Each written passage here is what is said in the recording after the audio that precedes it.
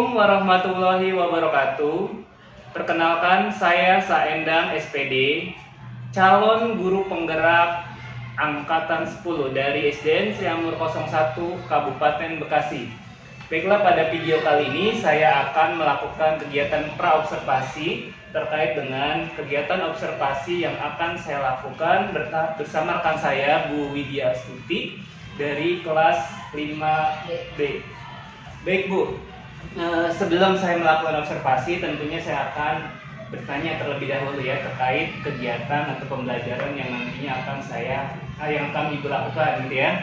Nah, yang pertama terkait dengan tujuan dan lain sebagainya. Nah, yang pertama ya, saya langsung aja tanyakan ke Ibu terkait dengan tujuan pembelajaran yang ingin Ibu capai pada kegiatan observasi atau kegiatan pembelajaran yang nanti akan Ibu lakukan, kira-kira apa Bu?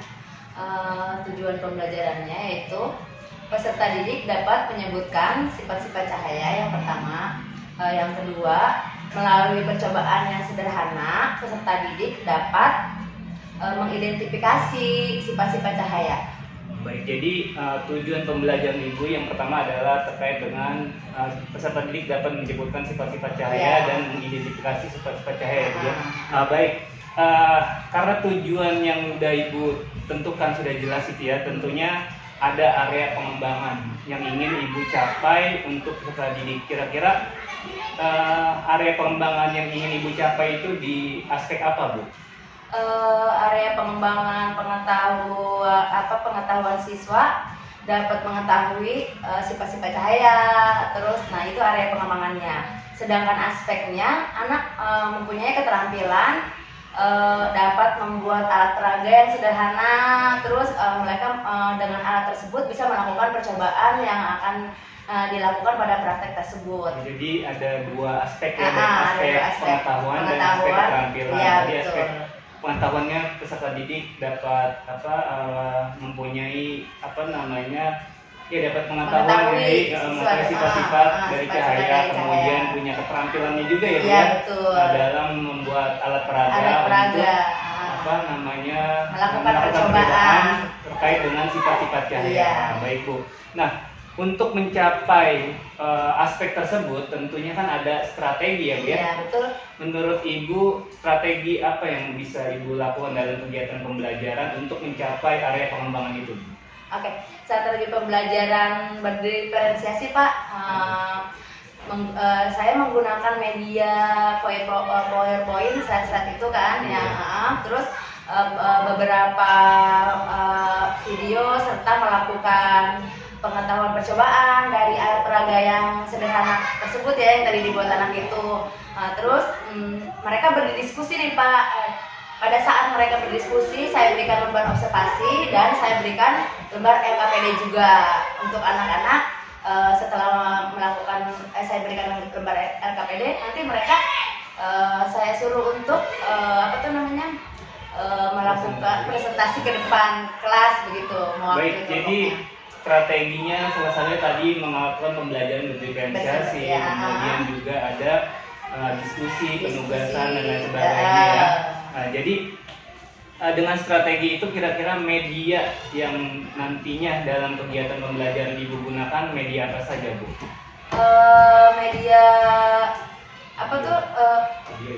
Media video saya menggunakan video dengan Enfocus. Terus itu untuk anak-anak melihat sebelum membuktikan percobaan tersebut, mereka saya sediakan untuk menyaksikan video pembelajaran. Jadi medianya tidak hanya video ya? Iya, tidak hanya video, kemudian alat peraga yang mereka buat sendiri, dan alat peraga yang sederhana gitu. Jadi bukan cuma video, di video juga ada slide-slide PowerPoint-nya. Jadi anak-anak bisa menikmati itu sebelum melakukan percobaan. Jadi dengan media yang Ibu buat mulai dari video pembelajaran yang nanti disaksikan anak-anak, kemudian juga dengan membuat alat peraga ya. Iya, nanti alat peraganya bisa langsung dipraktekkan untuk membuktikan sifat cahaya tersebut. Kira-kira kapan nih waktunya saya melakukan observasi kegiatan pembelajaran yang akan Ibu lakukan? Oke, silakan Pak Endang bisa masuk ke kelas saya pada tanggal 12 September. 12 September ini Pak Endang bisa bergabung di kelas saya untuk melihat observasi di kelas saya. Nah, baik Bu ya, jadi nanti tanggal 12 September saya langsung datang ya, masuk Iya, ke kelas Ibu nggak apa-apa, untuk masuk ke melakukan kelas saya. observasi. Mudah-mudahan observasinya nanti berjalan lancar, kegiatan pembelajarannya sukses dan bisa Amin. mencapai tujuan yang telah Ibu tetapkan. Amin. Oke, terima kasih atas waktunya Ibu. Iya, Ya, sama-sama terima Pak kasih. Enda. Assalamualaikum. Waalaikumsalam warahmatullahi wabarakatuh.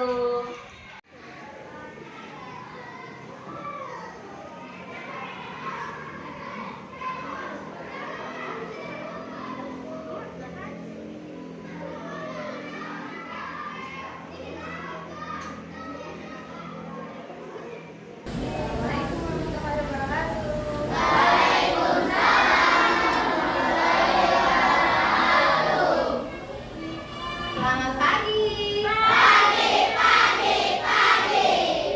Unjuk gigi. Tertawa. Adakah kelas 5B di sini? Ada. Mana dia? Ini dia. Anda ready? Ready.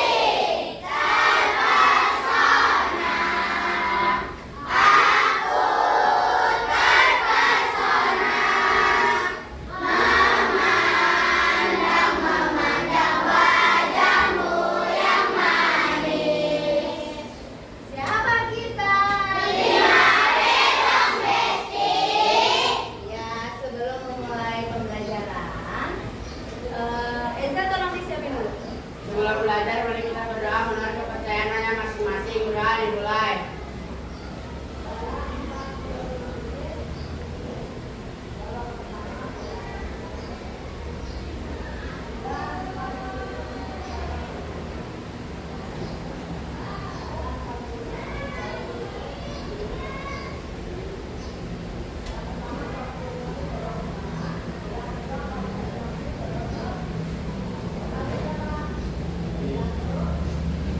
Doa selesai. Memberi salam.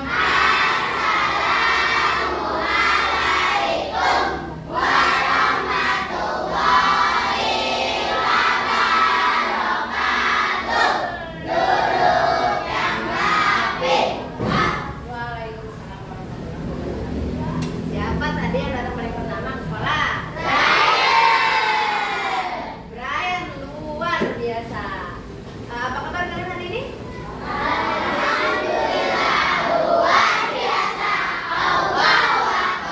Alhamdulillah. Udah sarapan belum tadi? Terus hari ini ada teman yang mau masuk. Siapa yang mau masuk hari ini?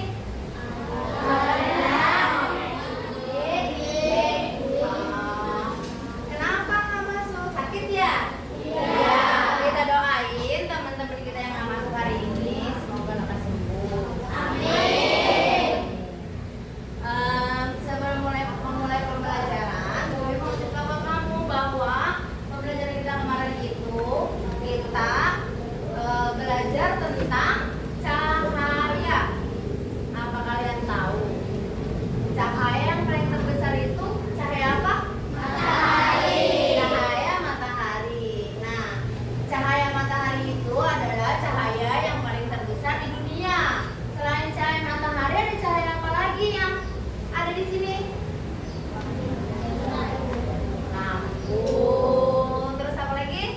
Ya, sekarang apalagi udah zaman canggih. Banyak alat-alat yang memanfaatkan cahaya seperti laser. Laser, kalian tahu laser? Laser itu sekarang bisa untuk bisa untuk alat untuk seperti untuk pengobatan, kayak pengobatan untuk anak laki-laki biasanya ada yang sunat ya. Nah, itu bisa menggunakan laser. Laser itu bersumber dari cahaya. Ya. Sebelum kita memulai pelajaran, di sini kita mau lihat video terkait dengan cahaya. Nah, kalian perhatikan ya video yang terkait dengan cahaya ini. Di sini kita lihat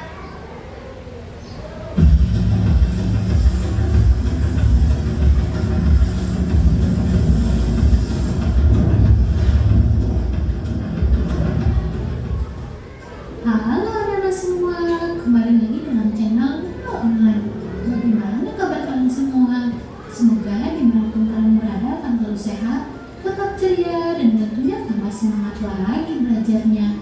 Nah, sebelum kita lanjut ke video pembelajaran kita kali ini, jangan lupa di subscribe dulu ya, agar anak-anak tidak ketinggalan akan video-video terbaru dari channel Pintar Online.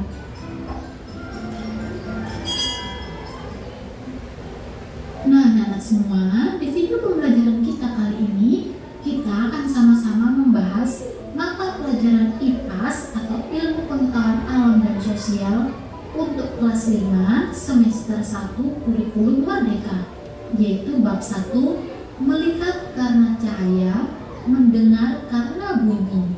Topik A, cahaya dan sifatnya. Anak-anak sudah siap? Kalau sudah siap, yuk kita mulai pembahasannya. Kita mulai ya anak-anak. Bab 1, melihat karena cahaya, mendengar karena bunyi. Festival budaya merupakan acara yang sangat menarik. Mata dan telinga kita dimanjakan dengan pertunjukan budaya dan musik tradisional. Semuanya bisa dinikmati karena kita bisa melihat dan mendengar. Oleh karena itu, bersyukurlah selalu kepada Tuhan. Nah, anak-anak, tahukah kalian bahwa manusia membutuhkan cahaya untuk melihat? Adapun telinga bisa mendengar karena menangkap bunyi. Lalu, bagaimana proses melihat dan mendengar dapat terjadi? Bagaimana pula cahaya dan bunyi berperan dalam proses ini? Yuk kita pelajari proses melihat dan mendengar pada bab ini. Anak-anak semua, adapun tujuan pembelajaran kita pada topik ini yaitu nomor 1, menjelaskan sifat-sifat bunyi dan cahaya melalui percobaan sederhana. Yang kedua, mendemonstrasikan bagaimana sistem pendengaran dan penglihatan manusia bekerja. Kita langsung saja ya ke topik A, cahaya dan sifatnya. Nah, pada topik ini ada beberapa pertanyaan esensial yang nanti bisa kalian jawab di akhir video setelah anak-anak memahami pembahasan ini ya. Pertanyaan esensialnya yaitu yang pertama, bagaimana cahaya merambat? Yang kedua, mengapa ada bayangan? Apa yang mempengaruhi bentuk bayangan?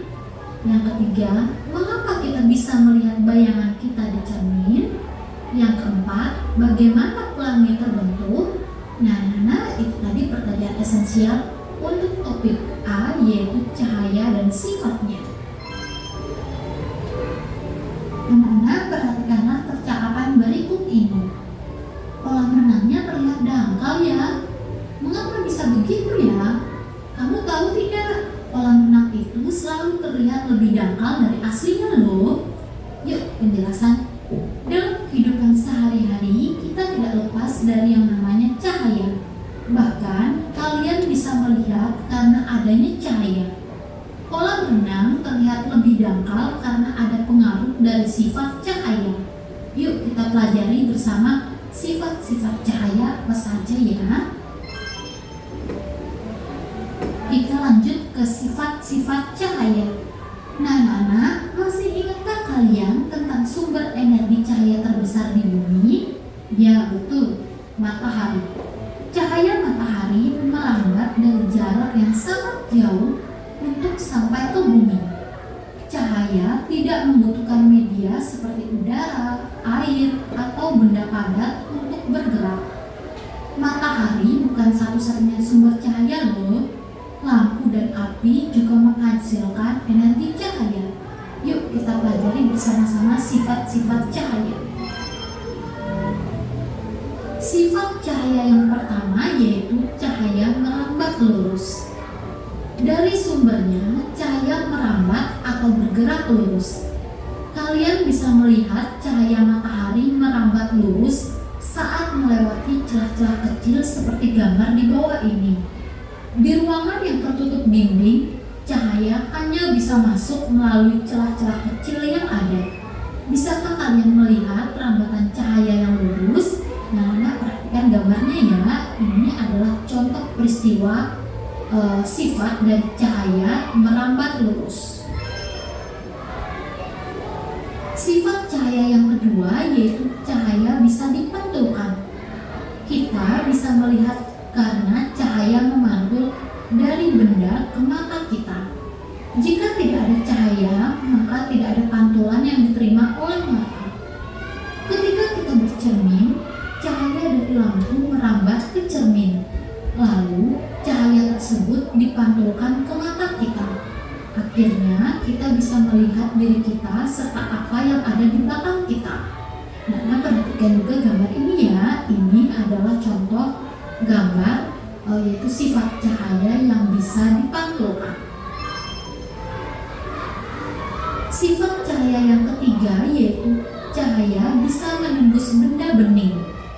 Kita bisa melihat jelas melalui kaca jendela, namun kita tidak bisa melihat apa yang ada di balik tembok. Mengapa demikian? Nah, perhatikan gambar di bawah ini.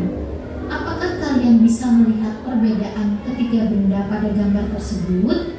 Apakah di sekeliling kalian ada benda-benda bening, buram, dan gelap? Nah, perhatikanlah gambar yang pertama, yaitu itu ada tembok, itu benda gelap, tidak tembus cahaya. Yang kedua itu benda buram, tidak bening. Yang ketiga itu benda bening atau transparan, itu tembus cahaya dan jelas. Kita ke penjelasan ya anak-anak. Cahaya bisa menembus benda-benda bening atau disebut juga transparan. Oleh karena itu, kita bisa melihat dengan jelas benda-benda tertentu melalui benda-benda transparan seperti kaca. Sebaliknya, cahaya tidak dapat menembus benda-benda gelap seperti contohnya tembok. Ada pula benda yang sedikit tembus cahaya atau buram. Pada benda ini, cahaya hanya bisa menembus sebagian. Oleh karena itu, kita hanya bisa melihat benda dengan samar. Nah, ini jenis benda berdasarkan sifatnya terhadap cahaya, yaitu bening, buram, dan gelap. Jika bening, semua cahaya bisa menembus benda. Nah, dari penjelasan tadi kita mendapatkan kosakata baru loh. Kosakata barunya itu yang pertama buram. Buram itu artinya tidak bening. Kosakata yang kedua yaitu transparan, yang berarti tembus cahaya atau nyata atau jelas. Sifat cahaya yang keempat yaitu cahaya bisa dibiaskan. Selain bisa menembus benda bening, cahaya juga dapat dibiaskan atau dibelokkan. Ketika menembus media yang berbeda, misal dari udara menembus ke air, cahaya bisa dibiaskan atau dibelokkan. Hal inilah yang membuat Aga, Ian, dan Banu melihat kolam renang lebih dangkal dari seharusnya. Ini adalah contoh gambar sifat dari cahaya bisa dibiaskan. Ketika kalian mengamati ikan dalam kolam, posisi ikan yang terlihat oleh mata bukanlah posisi aslinya. Hal ini terjadi karena cahaya dibiaskan ketika menembus ke air. Sifat cahaya yang kelima yaitu cahaya bisa diuraikan. Nah, anak-anak, tahukah kalian bahwa cahaya putih merupakan gabungan dari berbagai macam warna? Cahaya matahari merupakan salah satu contoh cahaya putih. Cahaya ini bisa diuraikan menjadi warna pelangi yang menggunakan prisma transparan. Cahaya yang menembus prisma akan dibiaskan dan terurai menjadi warna-warna pelangi. Ini adalah gambar sifat dari cahaya bisa diuraikan. Nah, semua, pernahkah kalian melihat pelangi? Kapan pelangi terbentuk di langit? Pelangi terjadi ketika hujan diiringi dengan sinar matahari. Air hujan bersifat seperti prisma yang akan membiaskan dan menguraikan cahaya matahari sehingga menjadi warna pelangi. Kalian juga bisa membuat warna sendiri, warna pelangi dengan bantuan kaca dan air. Selanjutnya, sifat cahaya yang keenam yaitu ketika cahaya dihalangi akan terbentuk bayangan. Cahaya merambat lurus dan tidak dapat berbelok. Ketika cahaya mengenai suatu benda, maka cahaya yang terhalang benda akan membentuk bayangan. Nah, perhatikan kedua gambar di bawah ini. Ini adalah mengapa bola tenis bisa memiliki bentuk bayangan yang berbeda. Ini adalah gambar sifat ketika cahaya dihalangi akan berbentuk bayang. Nah, Nana, kita bantu menjawab ya pertanyaan berikut ini. Bagaimana cahaya merambat? Yaitu jawabannya adalah cahaya merambat secara lurus. Yang kedua, mengapa kalian memiliki bayangan dan mengapa bayangan tubuh kalian tersebut berubah-ubah? Karena tubuh manusia tidak tembus cahaya sehingga terjadi bayangan. Bayangan tubuh berubah-ubah karena arah cahaya dan kedekatannya juga berbeda-beda. Misal, bayangan di ruangan berlampu akan berbeda dengan bayangan di luar dengan matahari. Pertanyaan selanjutnya, mengapa kita bisa melihat bayangan kita di cermin? Itu karena cahaya memantulkan bayangan dari cermin ke mata kita. Selanjutnya, bagaimana pelangi terbentuk? Karena cahaya matahari diuraikan oleh air hujan sehingga akan membentuk 7 warna pelangi. Pertanyaan selanjutnya, apakah sifat cahaya yang paling sering kalian rasakan sehari-hari? Ini bervariasi ya, tergantung kalian yang merasakannya. Selanjutnya, bagaimana cahaya berperan terhadap penglihatan kita? Cahaya memantul dari objek ke mata kita sehingga kita bisa melihat suatu benda. Tanpa cahaya, maka mata kita tidak bisa melihat. Seperti sama halnya ketika kita berada di kegelapan. Nah, Nana, setelah tadi kita mempelajari sifat-sifat dari cahaya, selanjutnya kita akan sama-sama mempelajari dan membahas mengenal jenis cermin. Dalam kehidupan sehari-hari, kalian pasti sering menjumpai cermin. Tapi, tahukah kalian bahwa ada 3 jenis cermin yang sering digunakan manusia? Yuk kita pelajari lebih lanjut. Jenis cermin yang pertama yaitu cermin datar. Cermin yang biasa kalian pakai disebut dengan cermin datar. Udah selesai ya.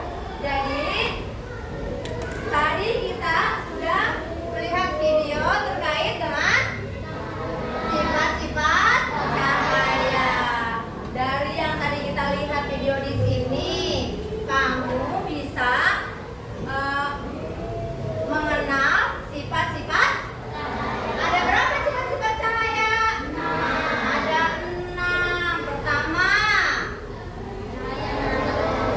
Iya, yang kedua. Yang ketiga. Yang keempat. Yang kelima. Yang keenam. Iya. Jadi setelah kita menyaksikan video pembelajaran tadi, kita bisa tahu kalau sifat-sifat cahaya itu ada 6 sifat-sifat cahaya. Lembar observasinya mau pegang. Nanti di setiap kelompok bisa membawa alat peraganya. Dibawa ke sini alat peraganya. Jadi maju setiap kelompok, maju kelompok satu, maju ke sini bersama kelompoknya. Ada yang pegang alat peraganya dan juga ada yang menulis hasil yang ditemukan pada saat melakukan. Iya. Nah, sekarang Bui mau panggil kelompok satu dulu. Kelompok satu boleh di sini. Kelompok satu. Kelompok satu mana?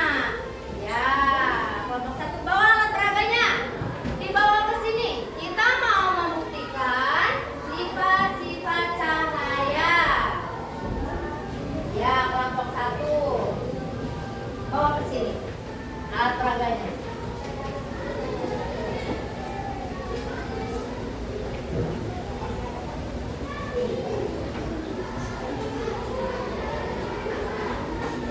Nah, sini. Kelompok satu. Apa aja yang dibawa alat-alatnya? Wah, banyak sekali. Dan kelompok satu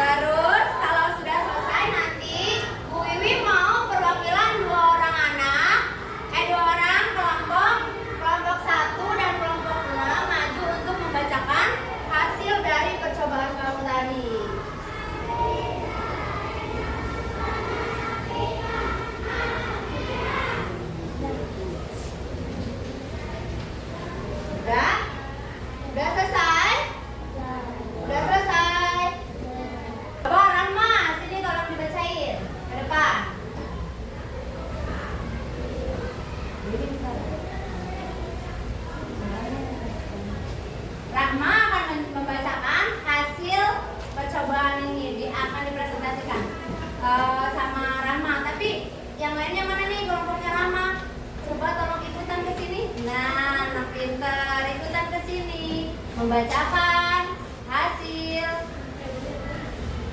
percobaannya. Dipresentasikan oleh Rahma. Silakan dibacakan Rahma.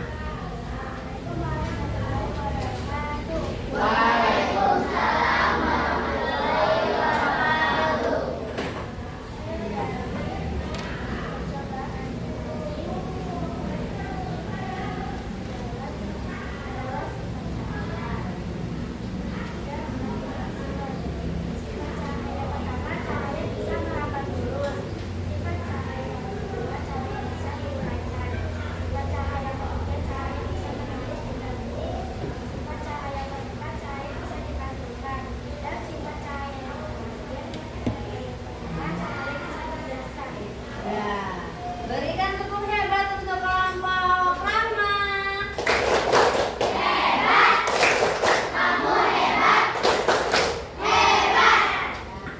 Setengah tepukan ya. Ya. Boleh berdiri, boleh? Coba berdiri. Berdiri. Nah, ya. Malam. Dan sekarang siang. Pagi, siang, pagi, siang, malam. Dah, boleh duduk. Lumayan seger, udah nggak kelihatan kayak ngantuk-ngantuk lagi. Udah ya, gimana menurut kalian tentang pembelajaran kita hari ini? Senang nggak? Nah, Mama mau tanya, senangnya kamu pembelajaran kita hari ini tuh di mana? Senangnya Bu Ibu nanya. Pada saat praktek atau mempresentasikan alat-alat peraga yang telah kalian bawa. Suka praktek? Suka. Nah, terus tadi kita setelah praktek berarti kita sudah tahu dong apa sih sifat-sifat cahaya itu? 1. Cahaya menerangi dulu. 2. Cahaya bisa dipantulkan. 3. Cahaya bisa menembus benda bening. 4. Cahaya bisa digeser. 5. Cahaya bisa diuraikan. Yang terakhir, ketika cahaya dihalangi akan terbentuk bayangan. Nah, itu adalah sifat-sifat cahaya. Sekarang kita sudah selesai melakukan percobaan di hari ini. Alhamdulillah, percobaan kita hari ini sudah tidak membuat kamu penasaran lagi. Kita udah tahu bahwa ada 6 sifat cahaya. Kalian sudah tahu cahaya yang terbesar juga dari matahari. Nanti Bu Wi minta sebelum kita pulang, nanti Bu Wi minta kamu di rumah untuk membuat gambar mata ya. Nanti di rumah tolong buat gambar mata. Nah, jadi nanti untuk pelajaran selanjutnya kita lanjut ke apa tuh namanya, melihat dengan cahaya. Jadi kamu Bu minta untuk gambar mata.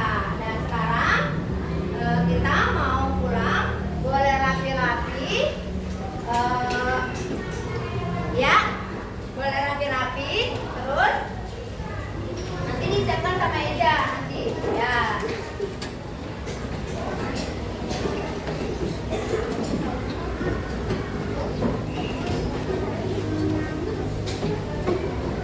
Bu Wi minta Eja siapkan untuk berdoa. Kita mau pulang. Siapkan untuk berdoa aja. Sebelum pulang mari kita berdoa menurut kepercayaan masing-masing. Udah dimulai.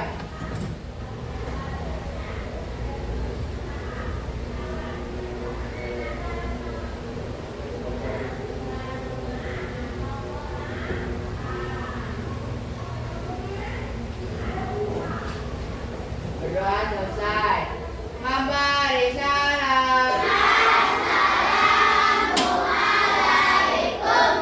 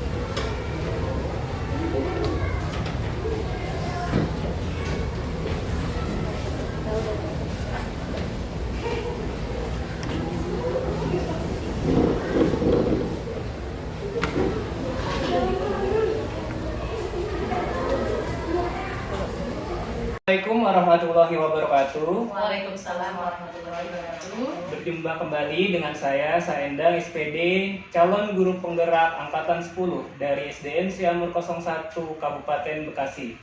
Baiklah, pada kegiatan kali ini kita akan melakukan kegiatan pasca observasi. Kebetulan pada hari ini saya tidak sendiri, tapi ditemani oleh rekan saya yang kemarin sudah saya observasi sebelumnya. Baik, Ibu, terkait dengan observasi yang sudah saya lakukan, hari ini saya akan menanyakan beberapa hal terkait dengan kegiatan observasi yang sudah kita lakukan ya, Bu ya. Yang pertama, Bu, bagaimana perasaan Ibu terkait dengan jalannya kegiatan observasi kelas yang sudah kita lakukan dalam kegiatan supervisi akademik, Bu? Awalnya jujur Pak Endang, ragu iya, takut iya, nervous iya, karena ada guru pendamping di dalamnya. Tapi alhamdulillah dengan berjalannya waktu, yang kemarin diobservasi anak-anak dengan belajar kelompoknya berjalan dengan lancar. Alhamdulillah, artinya apa yang sudah Ibu rencanakan sudah sesuai ya dengan apa yang sudah Ibu betul. Jadi intinya adalah kegiatan observasi atau kegiatan pembelajaran yang Ibu lakukan sudah berjalan sesuai dengan rencana Ibu ya. Baik, pertanyaan yang kedua ya, Bu ya. Bisa diceritakan kembali terkait dengan area pengembangan, baik itu pengembangan yang sifatnya pengetahuan ataupun keterampilan dalam kegiatan pembelajaran yang Ibu lakukan di kelas kemarin? Area pengembangan mungkin yang saya lakukan kemarin dari aspek pengetahuan dan keterampilan ya Pak. Untuk aspek pengetahuannya alhamdulillah kemarin peserta didik dapat menyebutkan dan menjelaskan sifat-sifat cahaya dengan baik. Sedangkan aspek keterampilannya sendiri peserta didik dapat melakukan kegiatan percobaan terkait dengan sifat-sifat cahaya. Jadi area pengembangan baik pengetahuannya mulai dari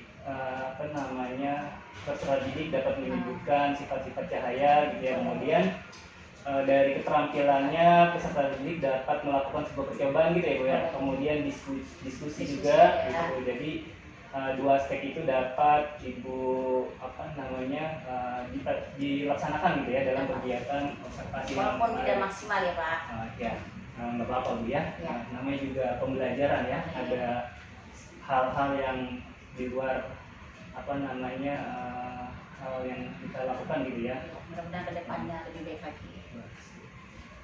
Oke, yang ketiga saya ingin tanyakan kira-kira langkah-langkah atau tahapan apa saja yang sudah Ibu lakukan dalam kegiatan pembelajaran pada tahap observasi kemarin. Langkah-langkah yang saya sudah lakukan kemarin di modul ajar, alhamdulillah sudah sedikit saya sudah lakukan Pak. Dari mulai pendahuluan yaitu mengucap salam, nanya keadaan anak, dan kegiatan intinya pun sudah saya sampaikan. Dan anak pun sudah menyelesaikan video pembelajarannya serta melakukan praktek pembelajarannya. Cukup gitu aja. Oh, jadi langkah-langkah pembelajaran sudah sesuai dengan modul ajar yang dibuat, mulai dari pembukaan, pendahuluan, kegiatan inti sampai terakhir ya, kegiatan diskusi dan presentasi. Artinya langkah-langkah kegiatan pembelajaran sudah sesuai dengan modul ajar yang Ibu rencanakan gitu ya. Kemudian, tadi kan Ibu sudah menyampaikan menurut Ibu kira-kira dari langkah-langkah yang sudah Ibu lakukan dalam kegiatan pelajaran tentu ada kekurangan gitu ya, ada kendala-kendala gitu ya, Bu ya. Kira-kira kendala apa saja dalam kegiatan pembelajaran saat observasi berlangsung? Kendala pasti ada Pak. Yang pertama, anak mungkin terlalu banyak ya peserta didiknya, terlalu banyak.